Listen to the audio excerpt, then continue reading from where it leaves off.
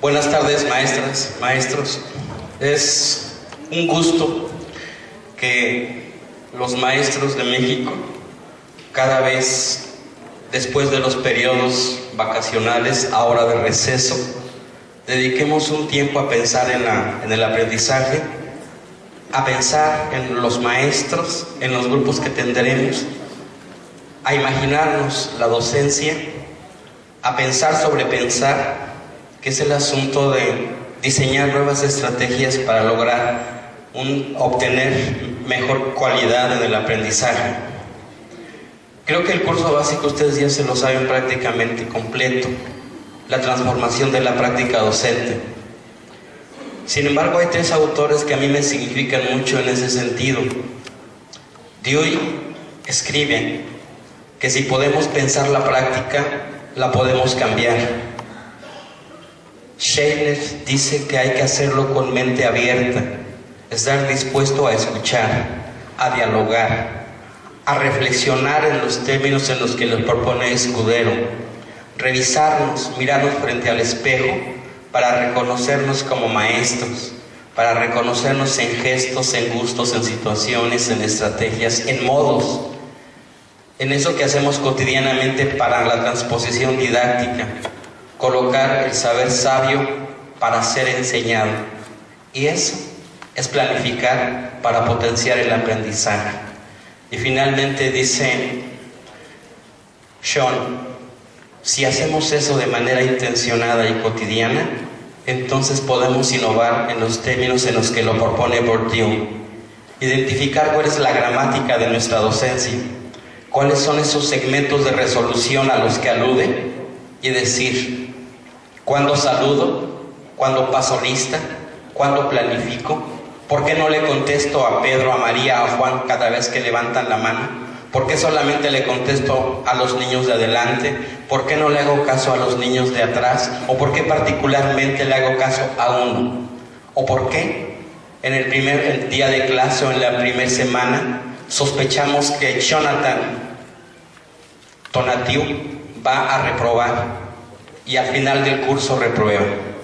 Esos son los saberes con los que ejecutamos la docencia, que dicen los autores se compone del conocimiento del maestro, lo que sabe del instructivo, del saber, ese conocimiento que ejecuta y de la manera en que organiza al grupo. Esos son, dicen los autores, los componentes de la práctica docente. Si la podemos desarmar, si la podemos separar en segmentos de análisis como lo propone Zavala, entonces la podemos transformar.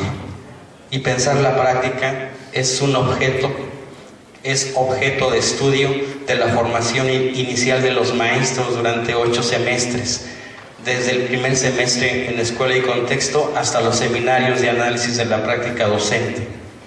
¿Pero por qué? Habría que preguntarse por qué solamente ocurre o parece que ocurre en la formación y una vez que ingresamos al servicio parece que dejamos de pensar la práctica. Creo que el marco que nos permite pensar la práctica está expresado en los 3 renglones y medio que siguen al título Principios pedagógicos que orientan el Plan de Estudios 2011, que más o menos dice así: los principios pedagógicos tienen 4 propósitos. 1, la implementación del currículum. El siguiente, la transformación de la práctica. 2, lograr los aprendizajes y elevar la calidad.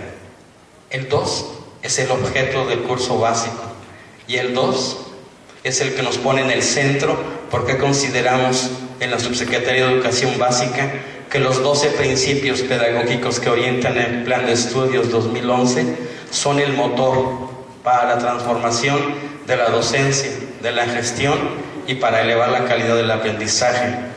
Porque si lo pensamos en los términos en los que están expresados los primeros 7 principios, pondríamos el acento en una sola palabra: aprender. Centrar la atención en el que aprende. Planificar para potenciar el aprendizaje. Desarrollar ambientes de aprendizaje. Poner atención al desarrollo de competencias, el logro de los aprendizajes esperados y el logro de los estándares. Y el séptimo, evaluar para aprender. Y de ese principio es precisamente donde se deriva el tema de hoy. En ese principio están estos párrafos textuales. Transitar de una boleta de calificaciones a una cartilla de la educación básica. Y en los transitorios dice que esa cartilla se acompaña de la modificación del Acuerdo 200, que es la norma, es la orientación normativa que ha orientado los procesos de certificación, promoción y acreditación en los últimos años. La norma académica está expresada en el principio pedagógico número 7, evaluar para aprender. La cartilla no representa el enfoque formativo de la evaluación. La cartilla de educación básica es un documento de registro e información. Registra el logro en el aprendizaje y comunica a los padres, tutores, directivos, el logro en el aprendizaje de los alumnos.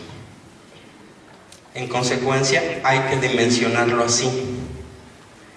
La norma académica, principio 7, el documento de registro, la cartilla, registro e información, y la norma administrativa, el acuerdo que sustituirá al 200 y que entrará en vigencia los dos últimos a principios del curso que entra. Por fin logramos tener como sistema educativo una visión integral: la academia, la parte administrativa y el documento que comunica.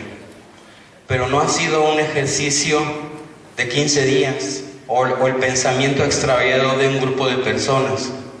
Ha sido el ejercicio continuo, permanente, sistemático de indagación, análisis y estudio de la Dirección General de Acreditación, Incorporación y Revalidación, la de GAIR, con las estructuras administrativas de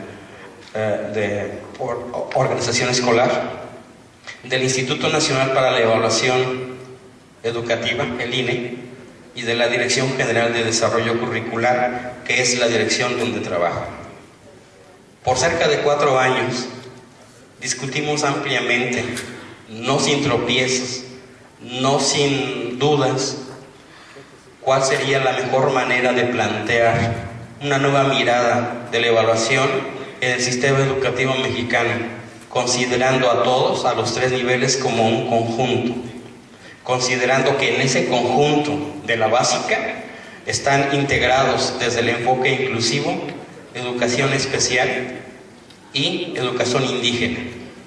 Por primera vez en los 80 años que tiene educación indígena, no es un proyecto más, ni es un proyecto paralelo, está integrado en el plan de estudios, en los marcos y parámetros curriculares.